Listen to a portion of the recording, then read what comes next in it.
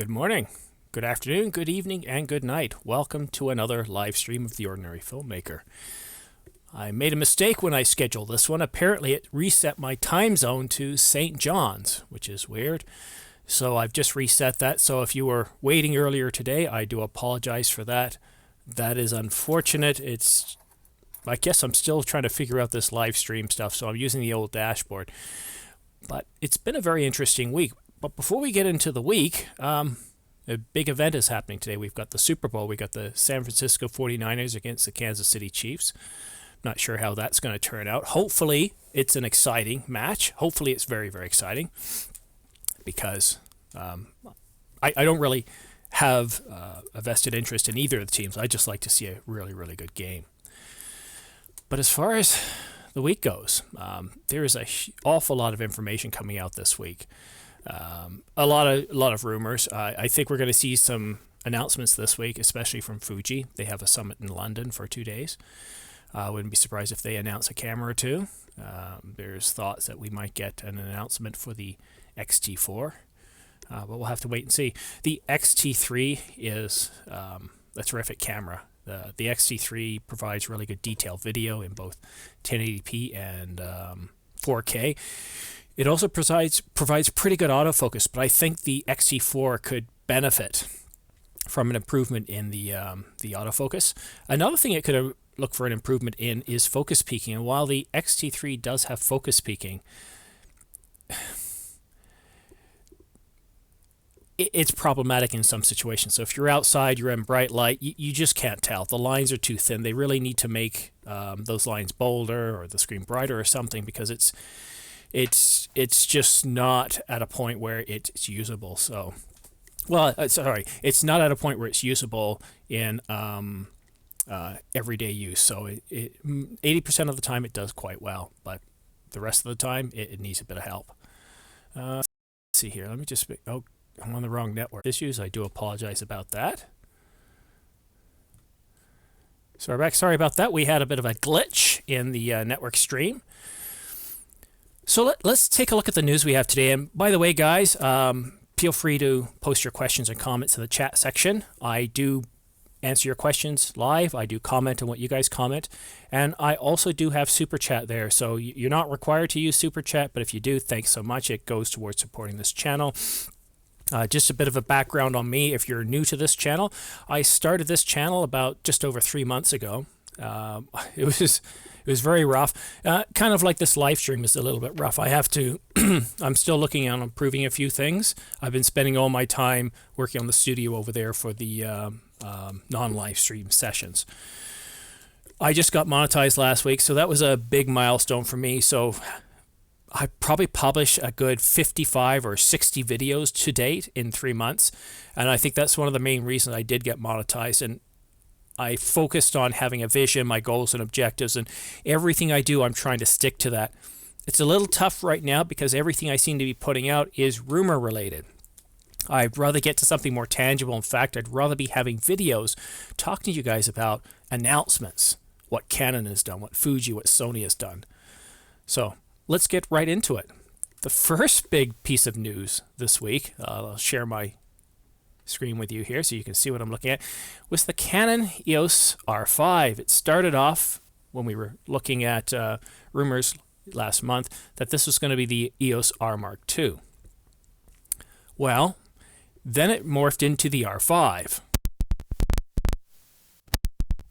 Actually, no, it morphed into the RS, and then it became the R5 this week. And this one here still kind of bothers me a little bit. Canon Rumors does say that they've confirmed this. They believe it to be fact. It's being reported everywhere. Even Tony Northrup had a video talking about it and why he thinks it might not happen. Jared's doing it. Everybody's doing it. Petapixel's got it. Digital Camera World has got this camera there. Everybody's talking about it. It's not just me. It's not just rumor sites that are talking about it. And Canon Rumors does a really good job of checking their information. But a rumor is still a rumor. Even if all the information they're given is 100%, that doesn't stop Canon management from making some last-minute decisions, and that can happen right up until the last minute. Remember, once we have the announcement, they still have several months to do things, and Apple has even done this. They've actually announced things, and then when it came to releasing something, they pulled something back and released it a little later on.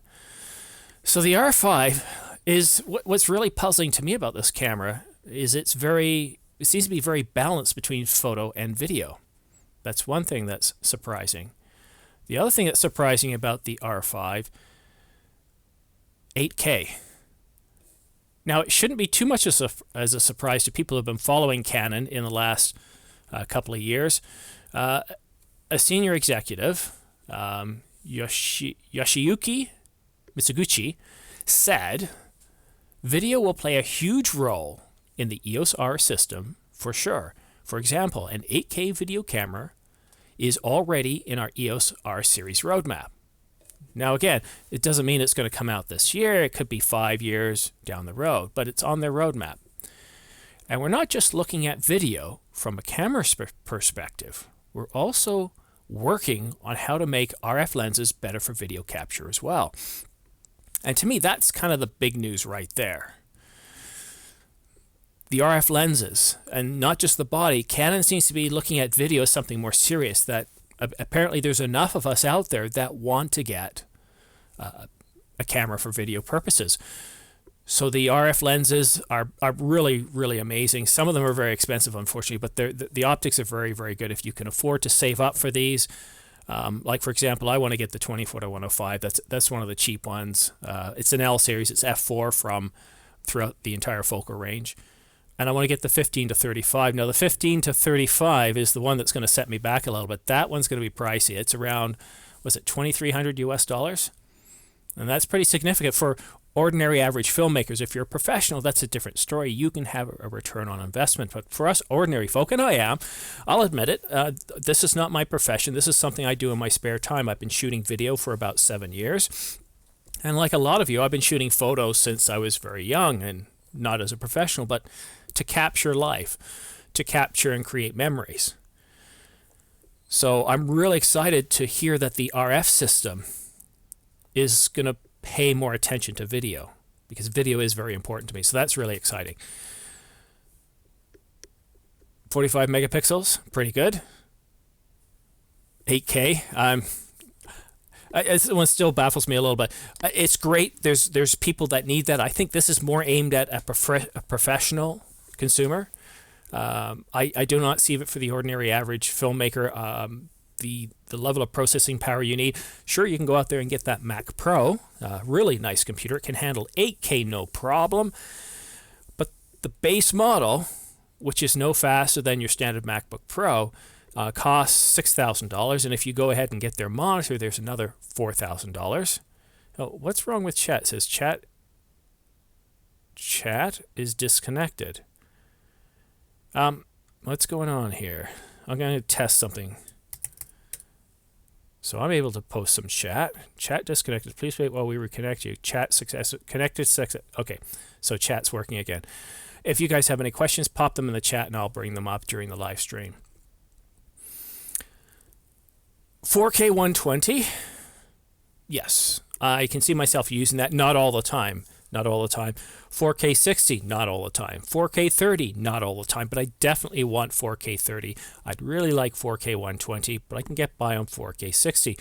They're special use cases. I don't need to use them all the time. What I really, really want is I really want to be able to shoot in 1080p and get really good detail. And sometimes that's where 4K comes in. I can shoot in 4K and downsample and get really nice 1080p. And that's really where I'm looking at living. And so the R5 to me seems, it's not going to deliver the capabilities I need. It will, but it's going to deliver so much more. And what that usually means is I'm going to have to pay a much higher price for what I need. Some people think that this R5 is more or less a mirrorless version of the 1DX. And I know the 1DX is only capable of 5.5K in RAW. But it does have the bit rate that could support 8K. Now, 8K doesn't have to be RAW. It could be using all-I. It could be using IPB. But the 1DX processor, bus, everything in that camera is more than capable of supporting 8K. They just didn't put it in. Does that mean we're going to get it in the R5? Is the R5 a mirrorless equivalent of the 1DX? Well, it's certainly got the frame rates. It shoots 12 frames per second mechanical, 20 frames per second electronic, but we don't have enough information there to truly tell what this thing is going to have. It's a rumor, but it's very interesting. Now the R6 rumor, that one I like a whole lot more. The R6 is going to have 4K 60.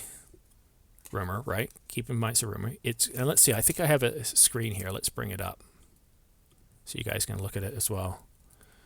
The R6. So here we go. The R6 is going to be 20 megapixels.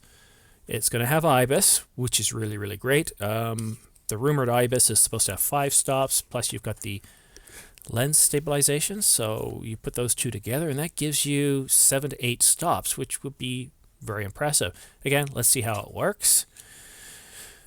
So this camera here pretty well meets all of my specifications at a high level. I'm one of those guys that, I'm pretty happy with 20 megapixels. I was actually quite happy with 12 megapixels when I had that. But 20 megapixels for what I do is more than enough. I don't really like those big file sizes. I'm not a huge fan of them.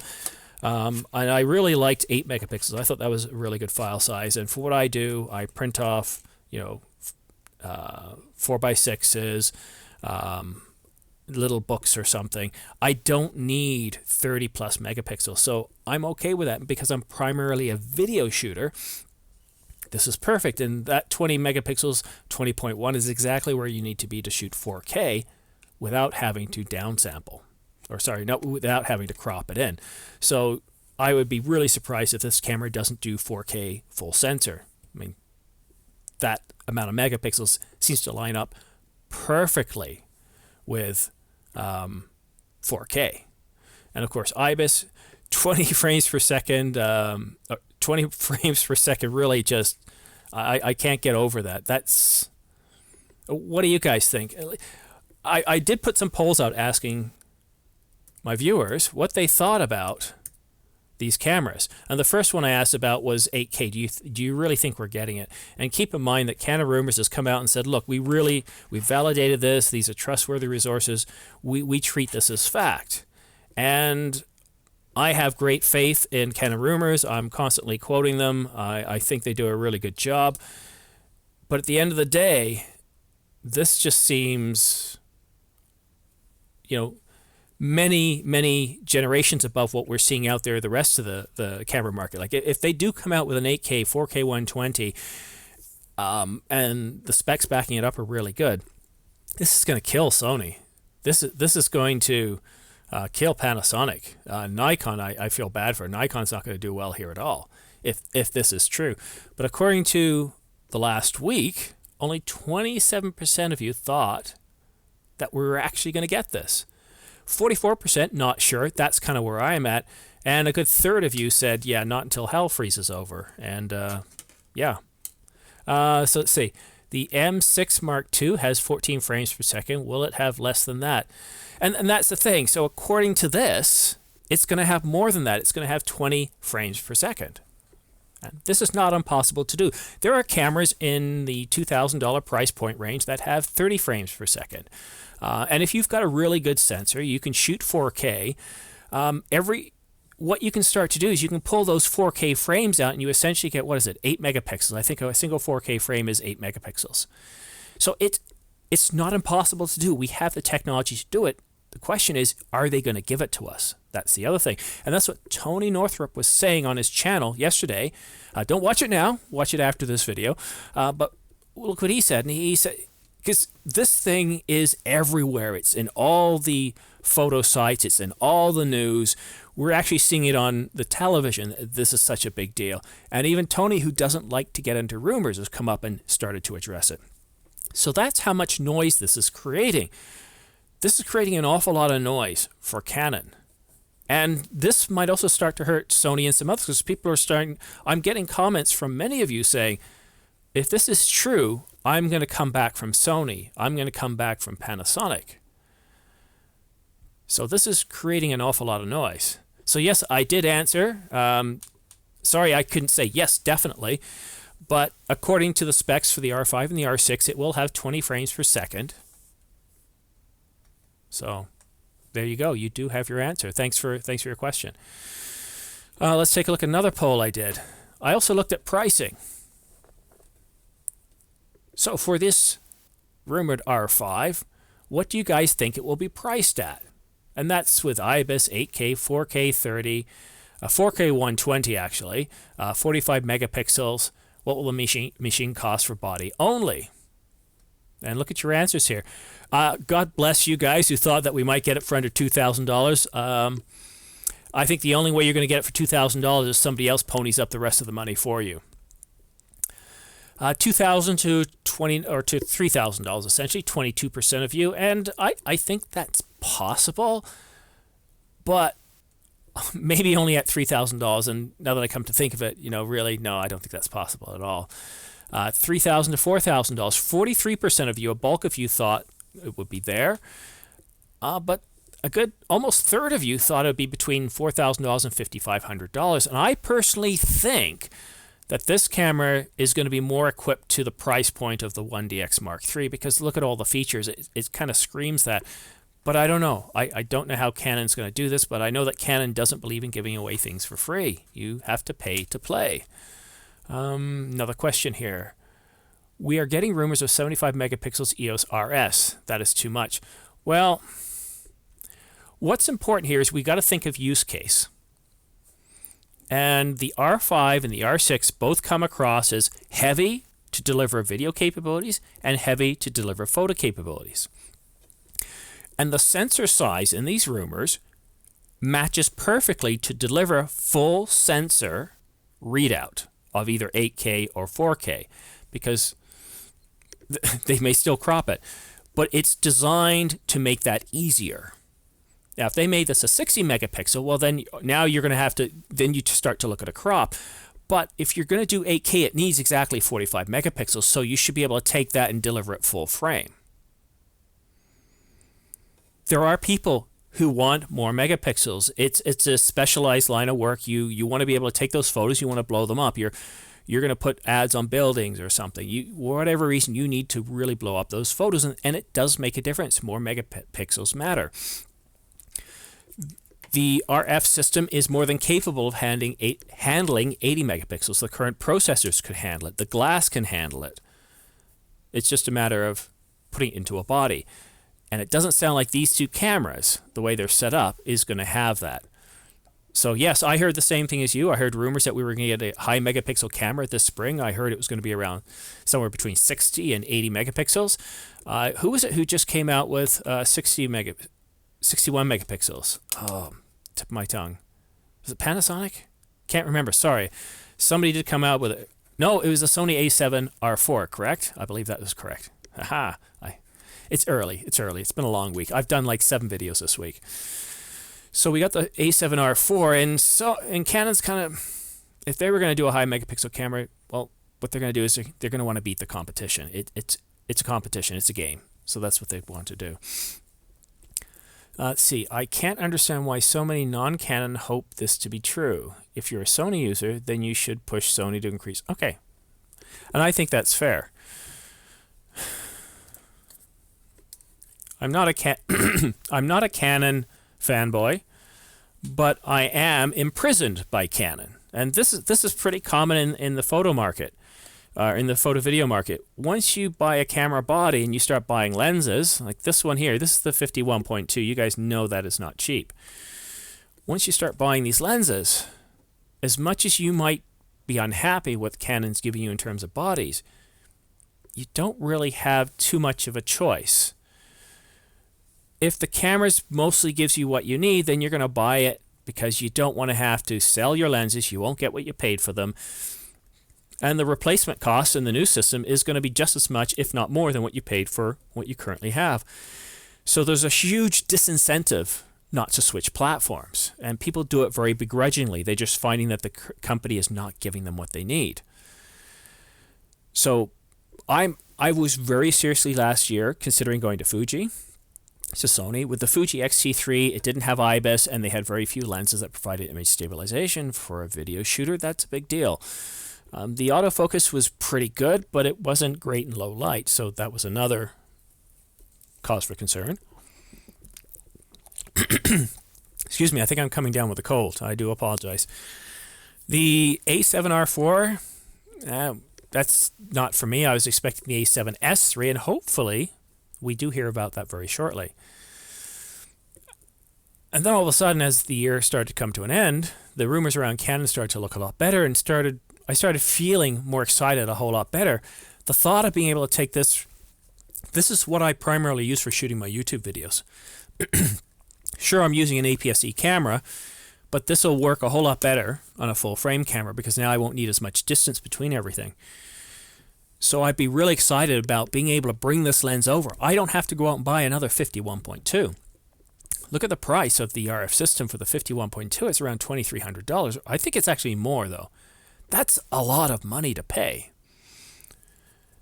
So now I've just saved myself around $2,500 after taxes, shipping, and all that kind of stuff. That's a big deal.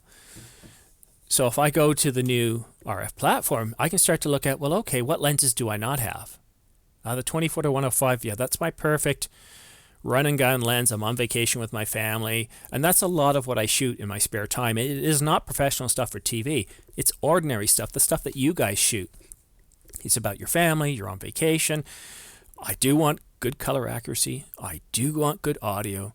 I put that together. So the 24-105L is important because it's weather sealed. It's f4 throughout, and that makes a difference in low light.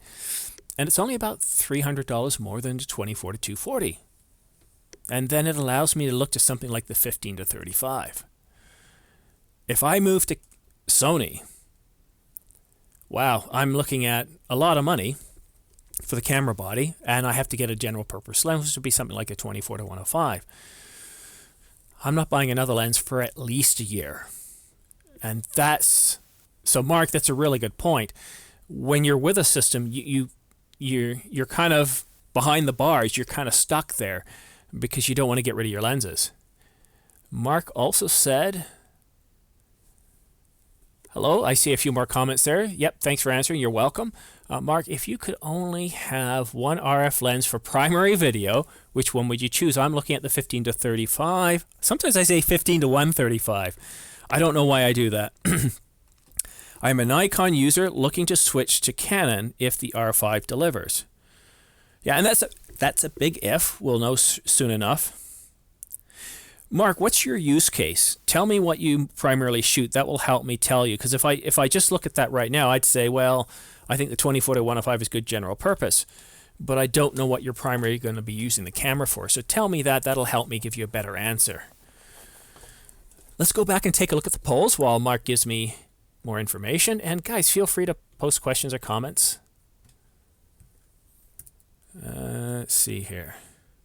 Oh, this completely surprised me. I couldn't believe this. New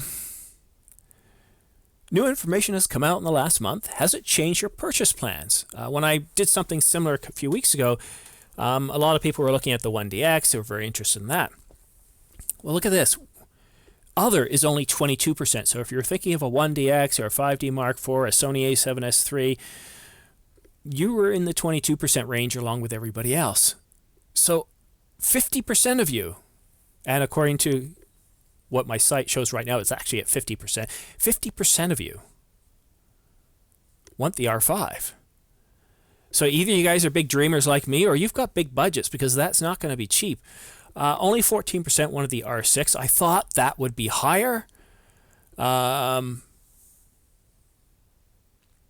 90D is only 4%, and the R at 11%. So that's very interesting.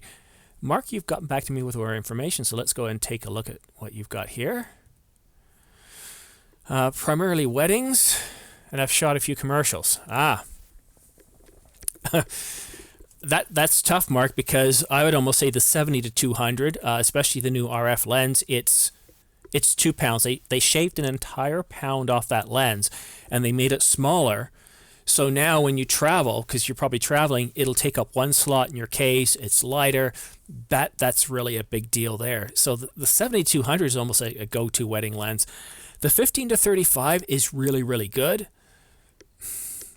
But yeah, you kind of still need that 70 to 200. What I think you almost need to do, Mark, is you need to come up with a roadmap.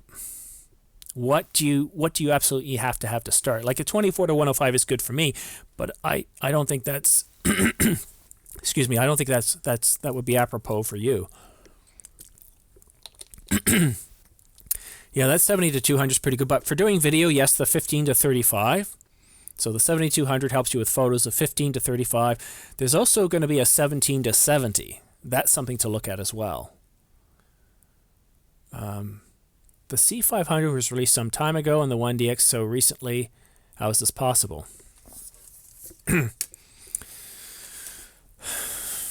Tony Northrup was saying the same thing. He was looking at, is Canon the type of company to cannibalize their products? Apple was asked the same thing a little while ago when it came out with an iPad or the iPad mini. I can't remember which one it was. And somebody asked him, are you willing to cannibalize? And he says, sure. If the market is changing, we have to be prepared for market change. I've had a lot of comments from many of you that say, what's expletive? What's going on here? Why is all this focus on video? Just give me a photographic camera. Why can't we just make a stills-only camera? And that's because the market doesn't want a stills-only camera anymore. The market is shrinking at the pro and hobbyist level. It's coming down. So Canon has to start listening. If there's a lot of people that want to shoot video as much as they want to shoot photos, they're going to give it to people if they're smart. Now, is it going to cannibalize the cinema line? Well, look, here's something I think is really important to understand. The cinema line is dedicated to video. You can't do stills with it. It is all about providing really good video. The video quality, you can put 4K in the C500 and you can put 4K in the 1DX Mark III. You're not going to get the same results. For one thing, you're not going to have any filters. You don't have zebras. You don't have focus picking. You don't have a ton of these things that are video only specific. And if you're doing commercials like Mark is, then yes, you know the difference between the cinema line and what we have here, the hybrid line, the hybrid cameras. And yes, you can produce really good results. Look at YouTube. Look at all the quality of stuff that's put out on YouTube, and you can produce really good results. The question is, once you go from that amateurish level up to that pro level, yes, the quality increases, but the price definitely increases. The bit rates you get, the quality is really good. I can go out there and buy a Ferrari FXX. It's probably $1 million. It's somewhere around there, but the performance is incredible. Now, I can go out there and buy a Ford Mustang, and through $30,000 or so, I can upgrade the engine, transmission, and a few other things. And I can get that Mustang to produce similar specs on the straight line to that Ferrari. But that Mustang isn't going to hold out. As soon as a corner comes up, it's not going to handle it. And that's my point. The FXX is purpose-built for high performance. And you or I trying to drive that car would probably crash. It's the performance level is so different. The C500 is aimed for a completely different audience. The people who are buying the C500s are probably going to look at the R5 and go like, yeah, that's not what I need. That's not for me. So how is it possible? Well, I'll say this. In the world we live in today, companies make decisions based on shareholder performance and how they can maximize their revenue. The market is changing. It's declining. We've got some camera companies that are in trouble. I think Nikon's in a bit of trouble. The D780, I think, will help them a little bit. Olympus, they might be in trouble. Canon's still doing well. And if Canon does end up producing anything close to what the rumored R5 and R6 is, they're gonna eat everyone's lunch, and they're gonna set themselves up for the next couple of years. But look at the RF system; they are very aggressive. We had 3 lenses, and the EOS R when it came out, and everyone kind of looked at the EOS R and say, "Well, thanks for the mirrorless 5D Mark IV." Sure, it's a little bit better, but people were expecting a lot more. And those 3 lenses, they weren't even that fast. Here we are today. We've got about 10 RF lenses, And it's rumored that there'll be about another 8 to 10 coming out this year. For people that have lower budgets, we're looking at sub $1,000. We're looking at the old Pamcate, the Nifty 50. We're looking at 24 to 300. I think, or is it, no, the 50 to 300. We're looking at many more lenses, and we're looking at a consumer version of the 24 to 105. Hopefully they weather seal it. I don't know if they will. So we're getting an awful lot of glass coming out, and all the reviews of this glass is saying that they're making really good glass. This glass is capable of so much detail. The glass is capable of more detail than what these sensors are allowing. Excuse me.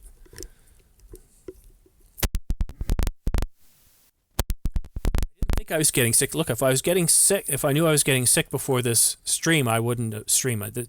Nothing worse than having somebody who's coughing throughout a stream. I do apologize. All right, let's see what else came out this week. So what do you guys think of this? Let me see if I can find it first. Do I have it in here? Queued up? Let's see. The RF platform is rumored to be getting... Where is it? No, I don't have it queued up here. We're rumored to be getting an APS-C sensor in the RF platform. Now, what do you guys think about that? I did a video last week looking at this because I thought, well, wait a minute, if they're going to be bringing the APS-C sensor to the RF line, is there really any need for the Canon 90D to continue? Like the 100D, for example? So if you like the APS-C sensor, which I do, I think it's great. It's great for zooming in. It's great for wildlife. And you're going to get that RF platform there.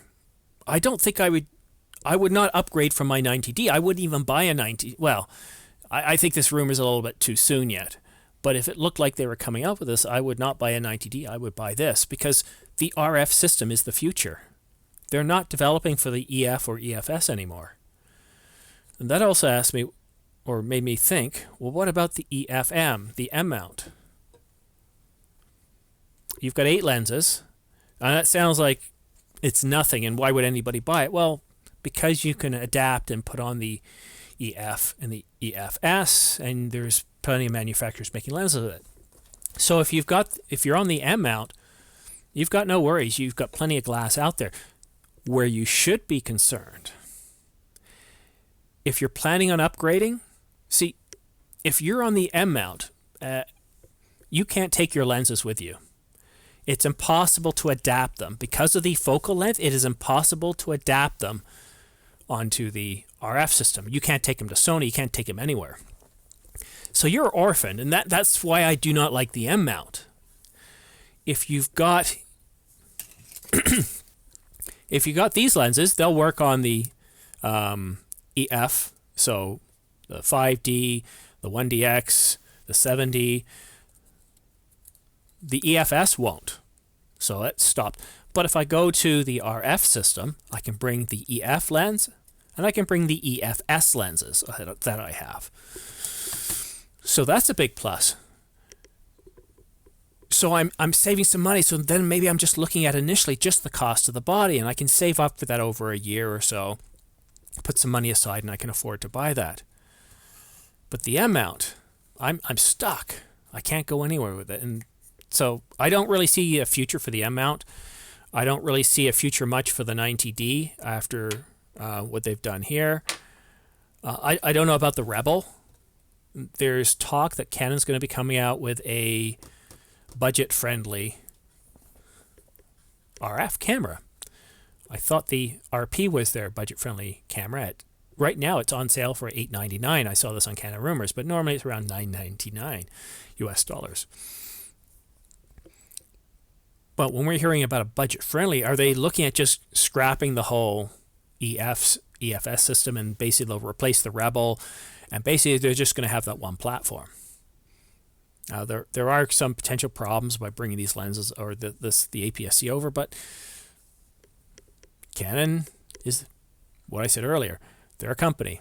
They're there to make money for their shareholders, maximize shareholder value. And if you've got one single mount, that matters. Hey, Mars, welcome to my channel. Mara's been with me since the very beginning. I had a mistake earlier this morning. For some reason, when I set up the channel last week, it removed Eastern Standard Time to Newfoundland time.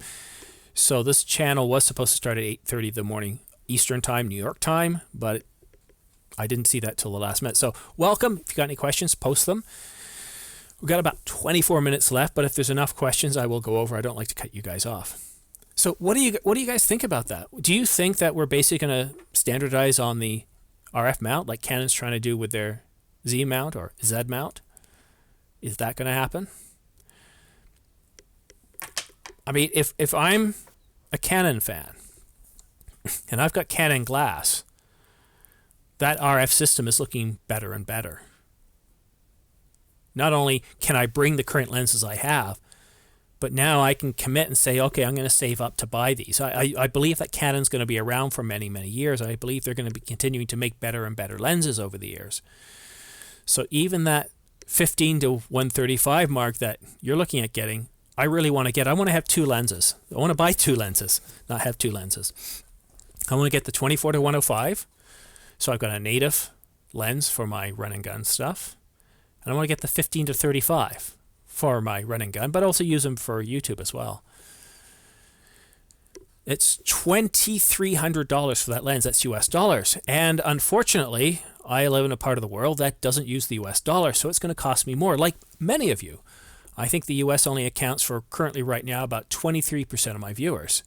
So many of you are in the same situation. And the reason why I report in US dollars is because everybody around the world understands US dollars. If I report in any other currency, people start going, oh, what does that mean? But essentially, that's an expensive lens for me. You're not too late. You're not too late. What we've been talking about is, Jay, all the news that's been coming out this week. It has been, thank you, Cow. Thank you very much. Where are you from? I'm trying to look at your name. Xiao Chin Kiao. Is that Korea? Is it China? I'm not sure, but welcome. Thank you very much. Welcome to my channel.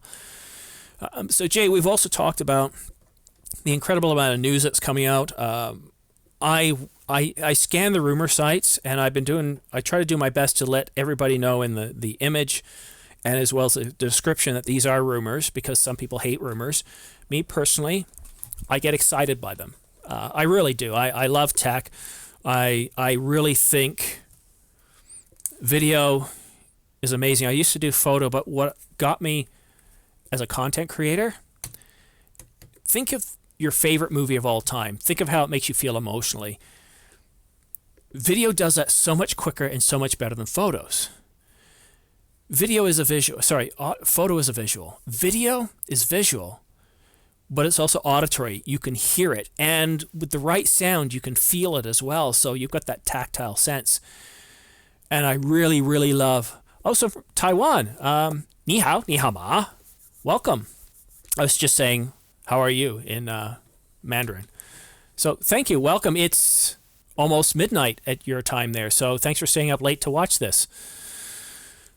I lost my thought. So where was I going? I lost my thought. Sorry, I'm still new to this. I'm trying to follow the chat and I'm trying to deliver a message at the same time. So no, Jay, you haven't missed a whole lot.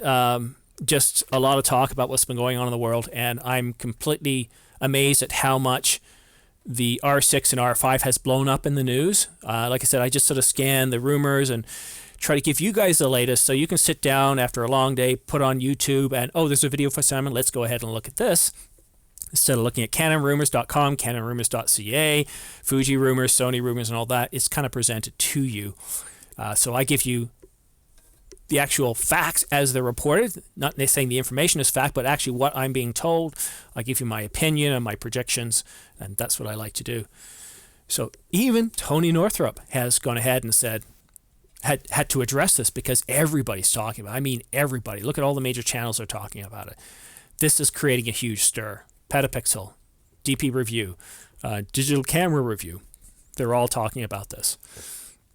And there's also an awful lot of lenses that are being talked about as well. Let's see. Let's go back. Oh, yeah. So I talked about this one last week, the 135 and the 17 to 70. So Mark, if you're still with us, take a look at that 17 to 70. That could be very useful for you too. It shoots wide, but it also allows you to zoom in.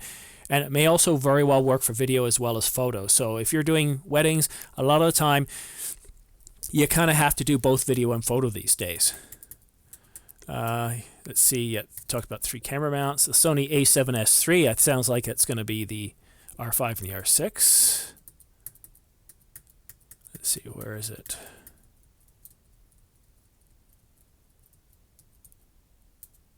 Yeah, so we're getting the 24 to 105, f3.5 to 5.6. This lens is going to be one of those affordable lenses. Now, I think affordable to Canon means most likely $899. I would love it to be $699, to be honest. 17 to 70, well, Canon Rumors discovered this in a patent filing, so when I hear that, it could be this year or it could be 2021. Whenever I hear that, it's based on a patent filing. That means it could happen at any time, but we don't have any dates. There's also the RF, which will likely be the 100 to 500 is most likely going to be an L series. Let's see, any other lenses? I think if you go to Canon Rumors site today, they're talking about 2 other lenses. Let's see, I've got a sheet here. I got a graphic. So I've got so many, so you guys can see actually how many graphics I've got prepared here. Here we go. So this is current inventory, and that's old. This is something it's old. I produced this in January, and it's already old. So these are what I call the current inventory of lenses if you're a photographer. So Mark, this is something to look at. This is what's out there now. You've got the 50 and the 85 macro lenses. You've got the 15 to 35, the 28 to 70. There are people swearing up and down how amazing the 28 to 70 is for photography. So if you're into weddings, again, it's very, very expensive. It's $3,000 US, but people are swearing by that lens. And of course, you got the 70 to 200 f2.8. For videographers, I think right now the 2 best lenses are the 15 to 35 and the 24 to 105. And if you're on a budget, the 35 millimeter f1.8, not a big fan of that one. The 24 to 240 I think would be better for you in most cases. And let's see, do I have any more lens information? No. What else is coming out? See, I'm very careful about making recommendations to you based on rumors because we really don't know until they come out. Like I know there's going to be a Nifty 50 1.8. There's going to be, what is it? Let's see, I'll bring up my... There's got to be something else here. No. Actually, let me show you this graphic. I was talking about this earlier. This will help out. Then I'll get back to those lenses. So here's a quick summary. When I was talking about this rumored APS-C RF body, and this is why I think it helps spell the demise for the M mount. Oh, Jay, I like the rumors because there's also a notion that where we should be shooting more than talk gear. Well, I personally do both. Shoot with what I do, but observe future tech coming. Yeah, I mean, look, personally, most of us live in a relatively free society. We can choose what to watch. I try to present information to you that's rated at a general level. So if your kids are watching, you're watching this during dinner time or where have you, you don't have to worry about censoring it. But if you don't like rumors, don't watch these videos because right now that's all we're getting. There's so much hype going out. There's so much rumor information. And if you love that stuff, great. Watch these videos. If you don't, wait a few weeks. I'll start producing videos once information comes out. But take a look at this. If you have EFS or EF lenses, all of those transfer over to the RF mount. The EF and the EF will also transfer over to the EF-M mount, which is really good. But nothing from the EF will transfer over to the RF. And if they're coming out with an APS-C, now I don't know if it's supposed to replace the 60 or the 70. I don't really care about that. I'm looking at it more from a strategic point of view. But if they're coming out with one APS-C camera, what's to stop them from coming out with another one? And if they can make that one work, why can't they make the others work? And why would you keep developing on an older system that was developed? The EF was developed in 1987. EFS was around 2003. You're Canon, you might as well just focus on that RF mount. So that was really interesting. And this is where I'm talking about the adapters. So I'm going to, this is the one I want to show you. So the reason why we can take EF glass and take it to Sony or Panasonic and a whole bunch of others is because you've got that huge focal distance. You've got 44 millimeters from the mount point to the sensor. So if we take that glass from the EF and we bring it down to the EOS R, we can see that you've only got 20 millimeters. So the focal distance, the optics of lenses is very, very precise. So for this EF lens to come down here to the EOS R, we need to put an adapter in place, and the adapter should be 44 millimeters minus 20 millimeters. And that's exactly what the adapter is. It's 24 millimeters. Unfortunately, though, if you try to go the other way, in this case, somebody asked me, could you adapt RF lenses to the M mount? Okay, well, so here's what would happen. You'd do the 20 millimeters minus the 18 millimeters.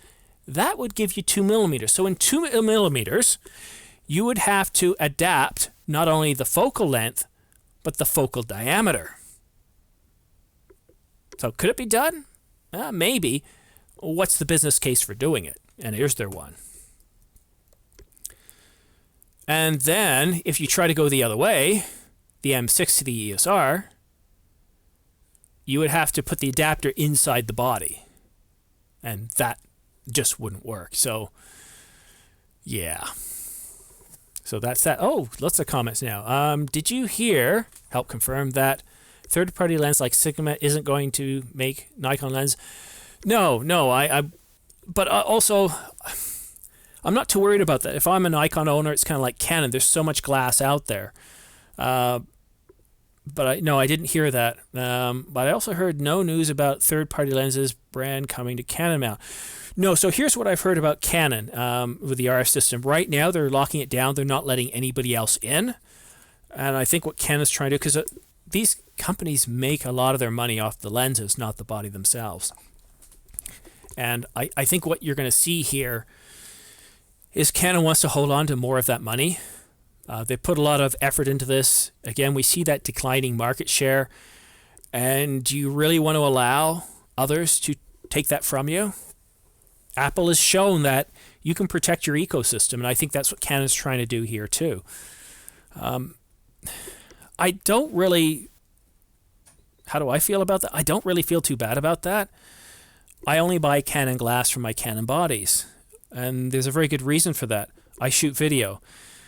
And I've tried Sigma, I've tried others, like even in the camera store, I say, oh, you should try this, is a really good lens. So I say, okay, give me the lens, pop it onto my camera body, and I start filming. And all you can hear is, you can hear that focus motor.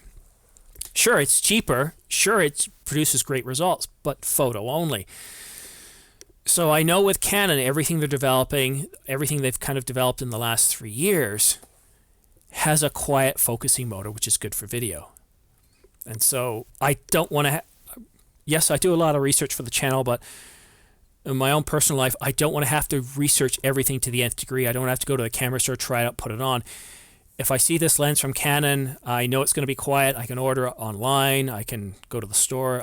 It's just a whole lot easier to deal with. I don't have to worry about things.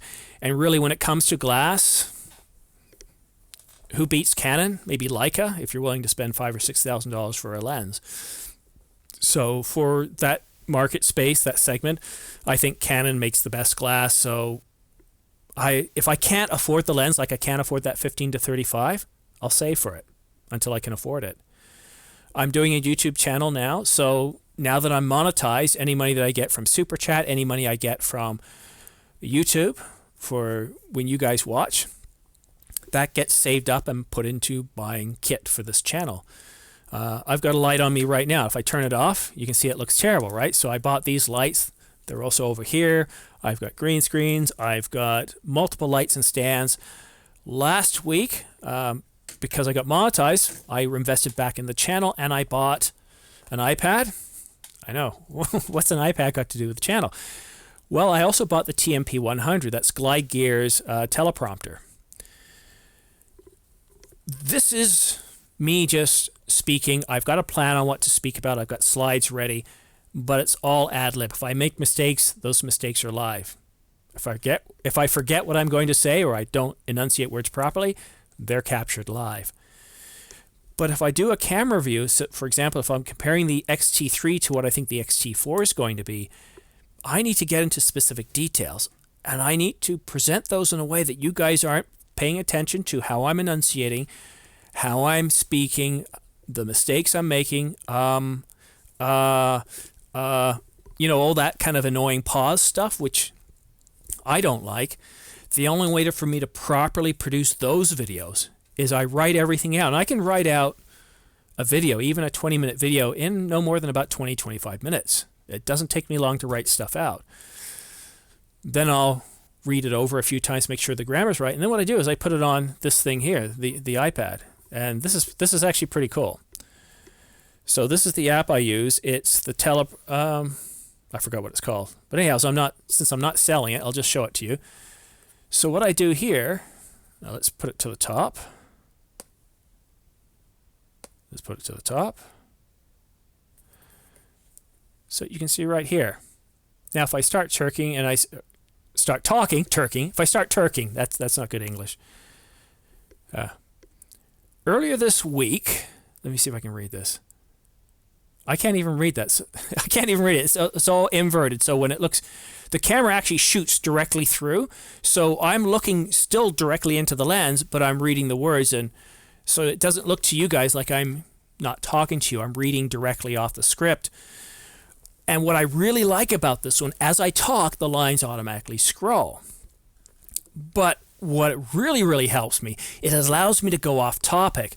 So if I start talking, I realize, I should have put this in there. Well, I can just add it in there and it'll stop scrolling.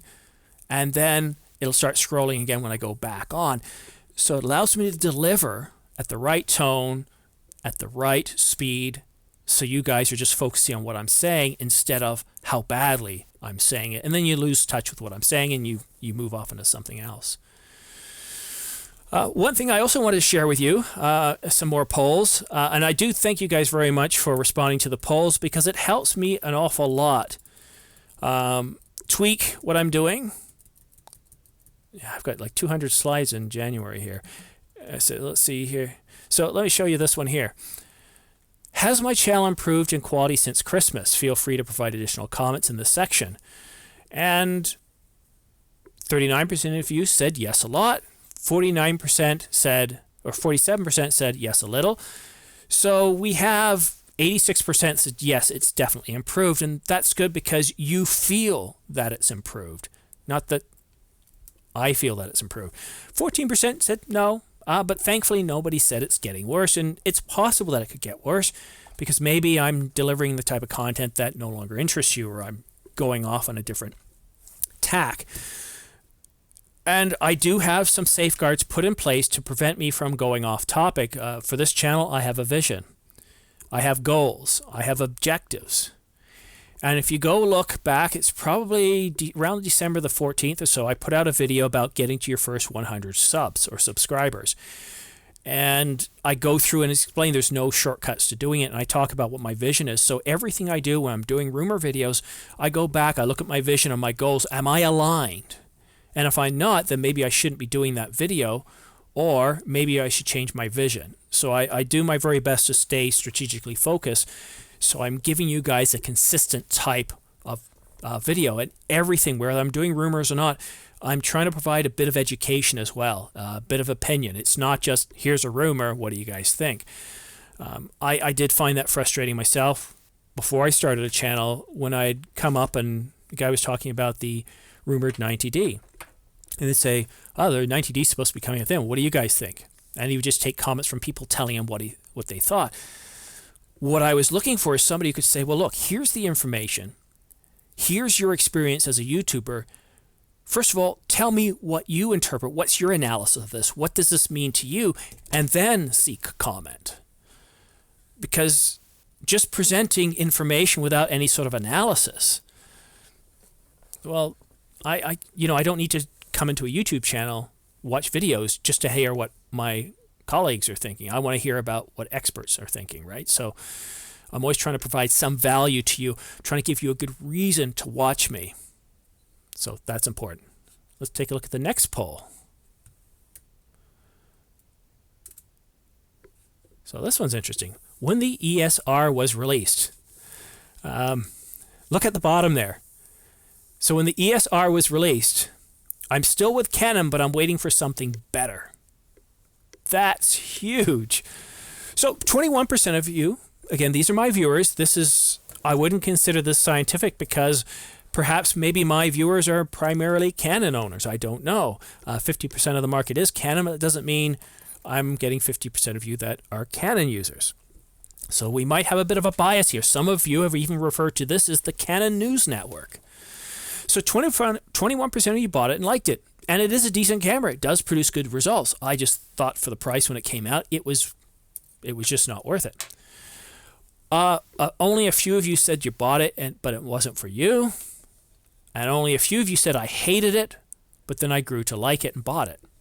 And that was interesting. I thought that number might be a little higher because what we've seen from a lot of YouTubers, they gave it a really big spanking when it first came out in terms of review. But a lot of them grew to like it. Matty, who's also a local guy, produces in the same town as me here, he went on to say how he really, really likes that camera.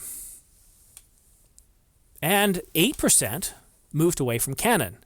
And, I'm not really surprised by that because for many years, people have been waiting for something better. When the 5D Mark IV came out, a lot of people weren't too happy with what it had in terms of video. So they waited 3 years, the ESR came out, and they weren't very happy at all, so they just moved. But the vast majority of us are still with Canon waiting for something better. So that's really interesting. Jay, I'll get to your comments in just a second. No,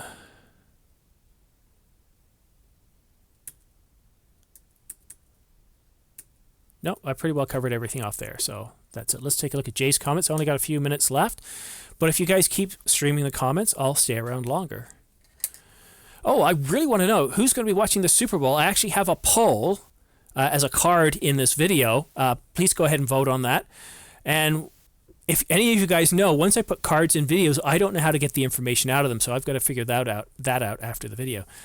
I use Fuji, but Canon is second in my list to watch carefully as a full-frame brand option. Okay. Just wait until the Sony and Nikon rumors come. The people will say you are a Sony Nikon. Yeah, well, you look at the video I put out on the D780. I thought Nikon did a pretty good job. First of all, the ZZ6 I think is a really, really good camera. It wasn't until I really looked and reviewed those that I realized how good the Z6 is, the Z6. And I'd say that the D780 is the DSLR equivalent of the Z6, simply put. The question is if you've got a ton of Nikon lenses or Nikon glass, you're going to want to go with a D780. If you've already bought into the Z system, then stick with it. But I hope Canon's able to pull their nose up here and stay in the market. But they, like Canon, sort of took a nap for a long time. The big difference is that Canon has many other lines. They have photocopiers. They're strong in other imaging areas. So Canon can afford to take a nap. And they had 50% of the market. They're only starting to have trouble in Japan with Sony. Just wait. Yep. Thanks for the advice on the 17 to 70. When will that be out? Again, that's another one where Canon Rumors found the patent. We just have to wait. I wouldn't be surprised if it wasn't until 2021. I think before you start making decisions, you might want to wait till June. I think a lot of the rumors will be dispelled. We'll have announcements. It'll be a lot clearer because once they announce one camera, they're going to announce a couple of lenses with it. We saw that with the Fuji X-T200. They not only announced it, but they announced 2 lenses to go along with it. So I expect 2 Canon EOS R bodies to be announced between now and June. I expect the 1DX to be released before CP24. I think we already have a date of around the 13th. I expect the first Canon EOS R body to be announced on or before CP Plus. So we should have a lot more information by June. And then things will start to boil down, because right now there's so much information out there. It's really hard to compile it all and boil it down. And anything that's just got a patent filing, we're not getting much more than that. It's a patent filing, who knows, right? So it's I would consider it highly speculative, but it would prove to be interesting. We did have a 16 to, I think it was a 16 to 70 on the EF, but that was an APS-C. Here we'd be putting it on a full frame, so it would give very, very different results. There was nothing like this similar on a full frame before, and that's one of the benefits of the RF mount. Canon's giving us lenses that haven't been made before. The quality is really, really good. And my channel, the reason I called it The Ordinary Filmmaker is it's not meant for professionals. I still get a lot of professionals talking about it, people who use it. When I say professional, you're using it to make money for yourself. You're in business. You buy a lens, you write it off against your revenues and your expenses. But the primary purpose was to provide a channel that helps ordinary folk who don't understand what focal diameter means, or focal distance, or what does 50 millimeters mean, and how does that change from an APS-C to a full frame. So while I talk about these things, I try to simplify them. I try to talk about them in simple terms, get away from that metaphysical where everything's very abstract. So I provide the information, I give my analysis, and then I give a capability or outcome-based discussion. So if you look at any videos that I've done where I compared two cameras, it's all based on outcomes. What do you guys want to use it for versus the actual specifications? And if you're a professional, this still helps too, because we all want to know what are the outcomes it gives us. 4K, so what? 4K can be cropped, 4K can be 8-bit, 4K can be 10-bit, 4K can be RAW. It can be so many different things, and it doesn't mean you're going to get the results you want. So that's what I try and do. Thank you, Mark. I really appreciate that. Jay, people talk about buying gear, but I feel I really need my glasses. They're just over there too, but I can't leave the frame. But I feel there's not enough topics about renting gear to work.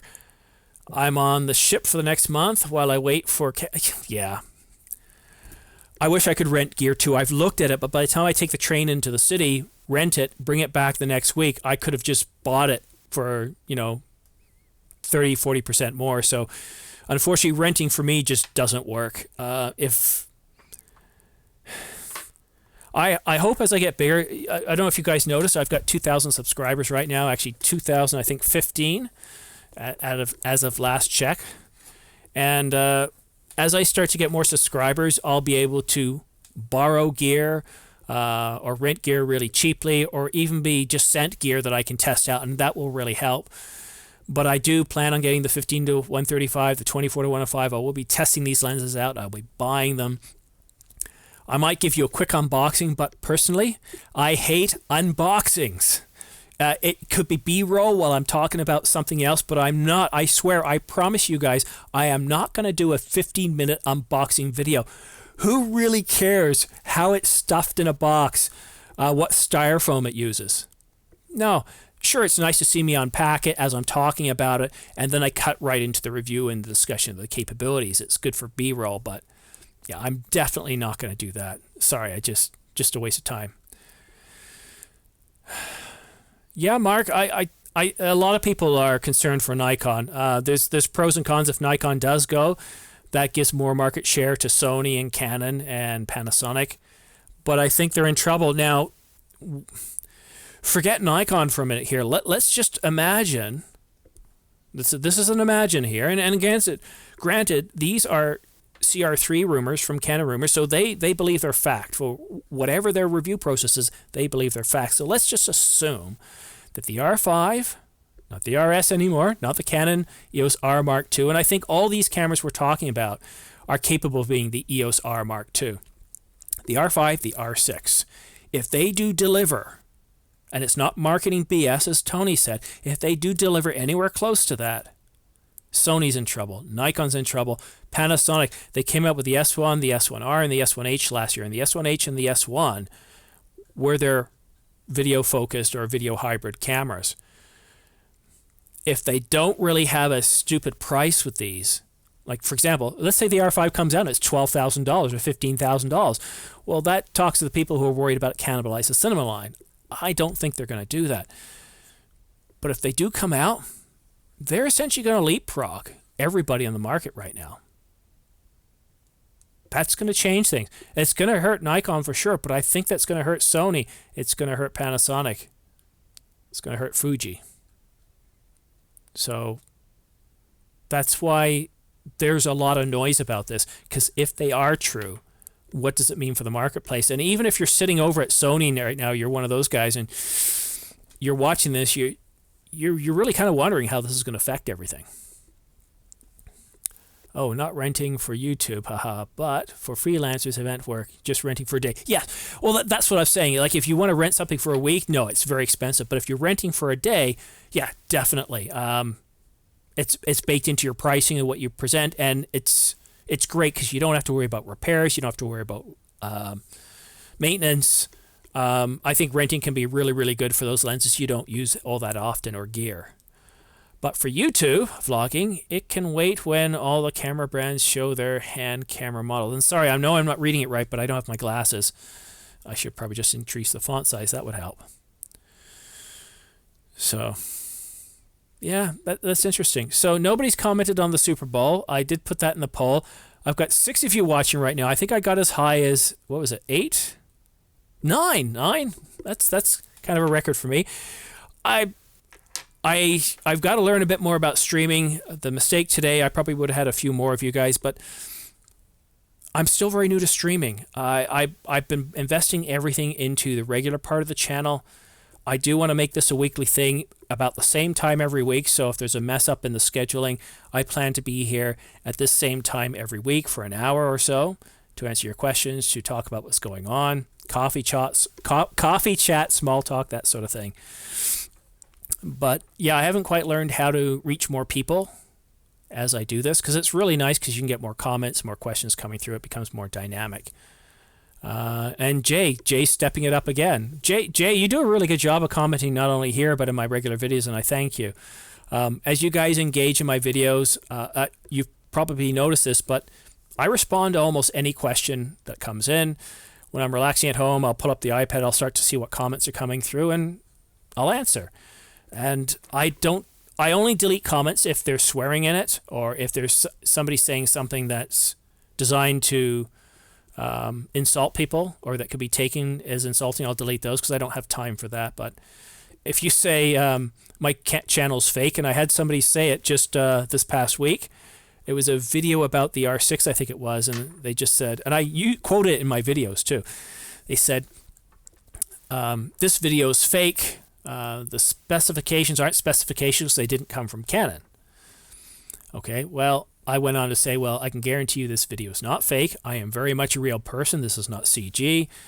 And then I said, yes, obviously, if it doesn't come from Canon, it's not 100%. And even if it does come from Canon, it doesn't mean it's 100% either until they actually release a product, because right up until the last minute, hardware can change. They can pull something out because it's just not testing right. They can test right up until the last minute. In fact, they can announce it. They can test it right up until the time they're ready to actually start manufacturing them. And even still, software, the hardware set, they can still start testing software right up until they actually ship them.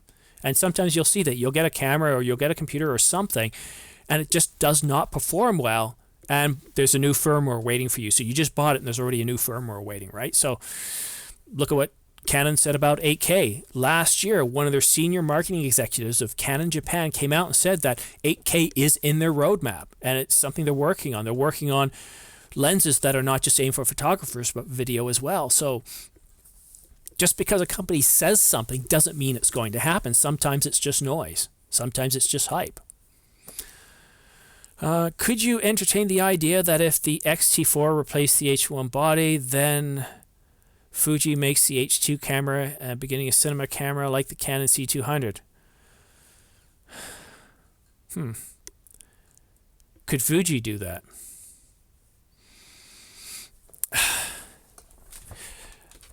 The first question I would ask is, how big is the market?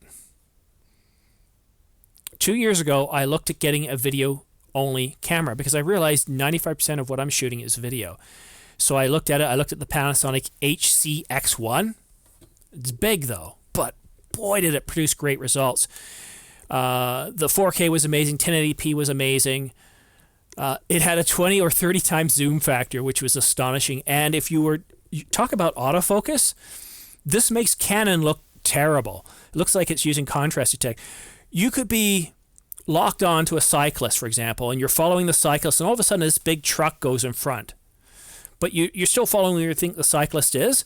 Guess what? As soon as that truck goes by, it's still locked onto that cyclist.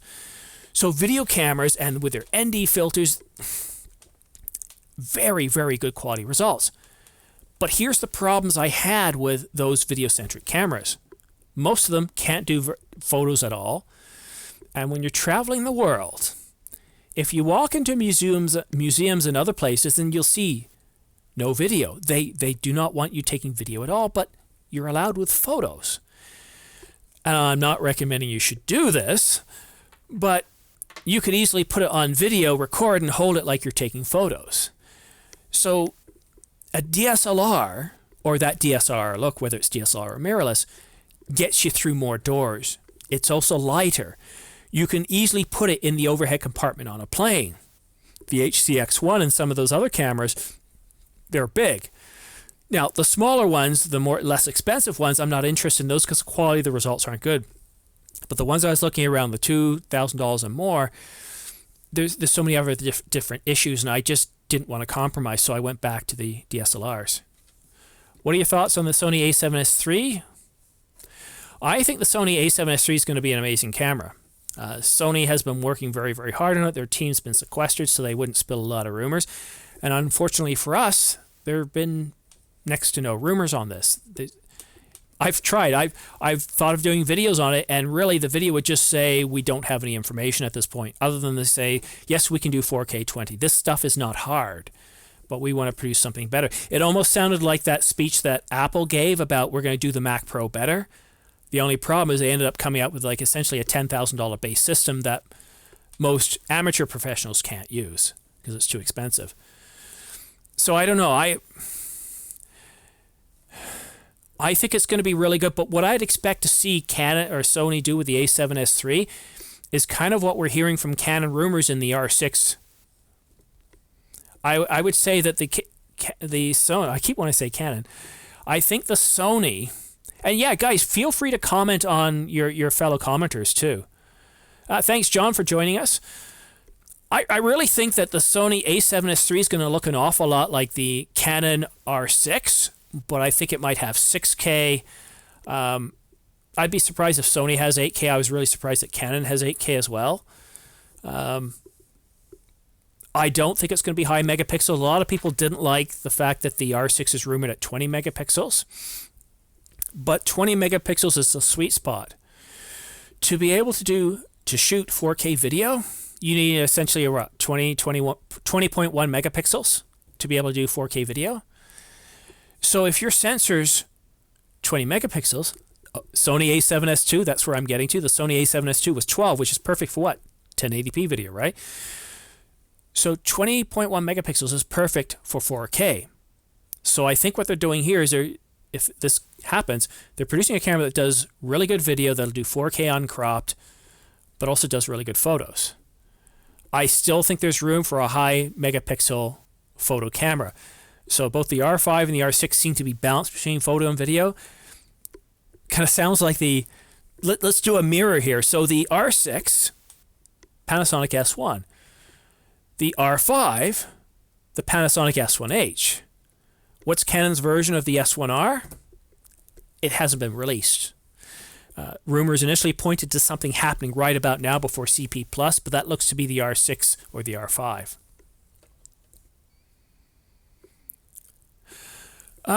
Yes, I definitely think that image stabilization in the lenses will be relevant, but I don't think it'll be as important. If the in-body does really well, now the Sony a7 III in-body image stabilization isn't that great. It's no better than lens stabilization, so having it matters. To a filmmaker, for us, yes, it does matter, because now you can you can wobble a bit more and have things really, really steady.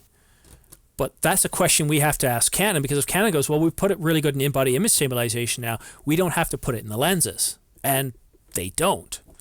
And the advantage with in-body too is we can now get other lenses, bolt them onto the platform, and they don't have to be stabilized.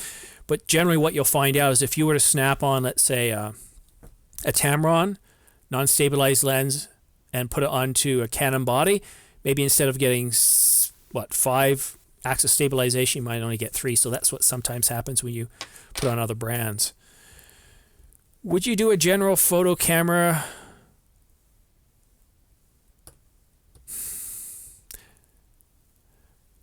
Would I do a general photo camera news like Jared Polin? No, because I think, honestly, Jared Polin and Tony Northrup do a really, really good job of the photos themselves, photo news channels.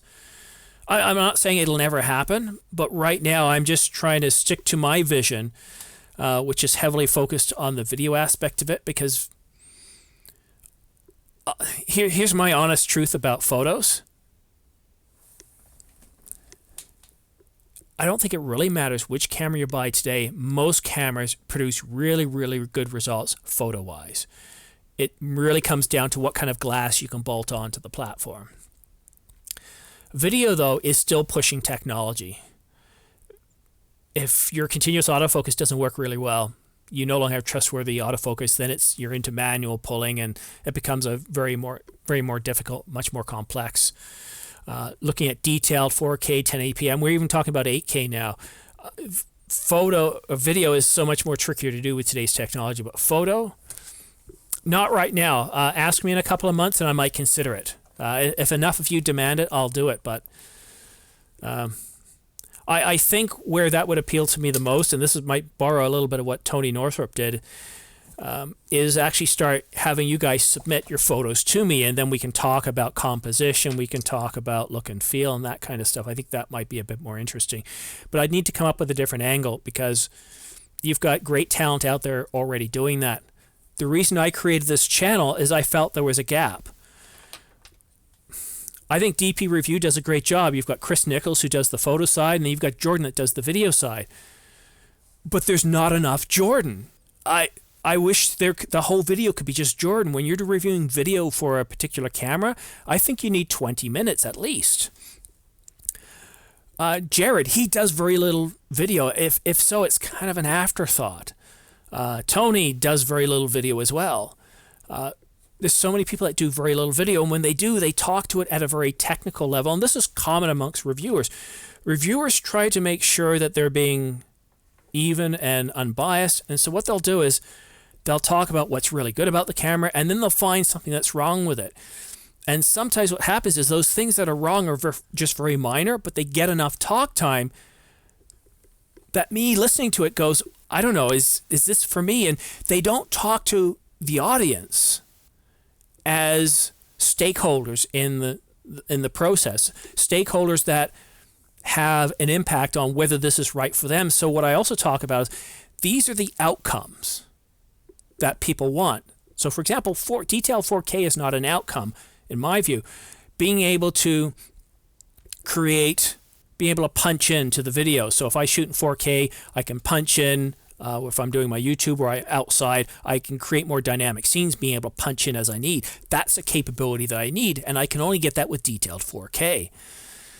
So I want to focus on the outcomes, and that's very important to me. But I also want to focus on your use cases. So a lot of times, Jay and Mark, when you asked me questions today, I said, well, what's your use case?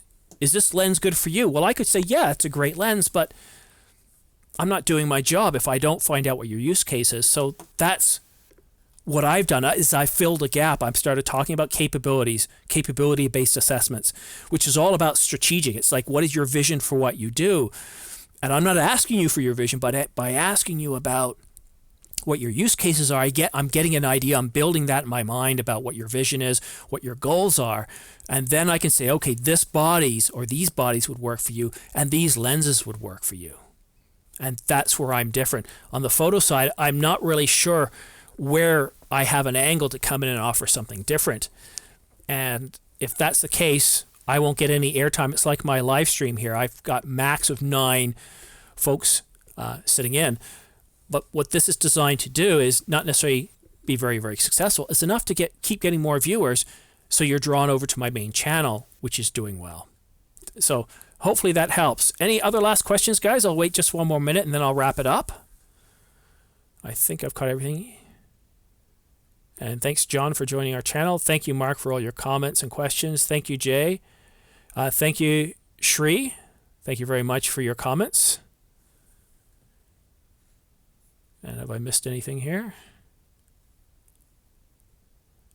A slow start today, but got a lot of good comments, guys. Thank you very much.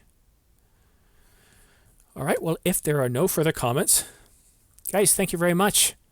Have a great rest of your day. I know that for some of you it's morning, some of you it's afternoon, and some of you it's nighttime. So have a great day or have a great tomorrow. Thank you so much for tuning in. We'll see you guys again soon. Cheers. Bye-bye.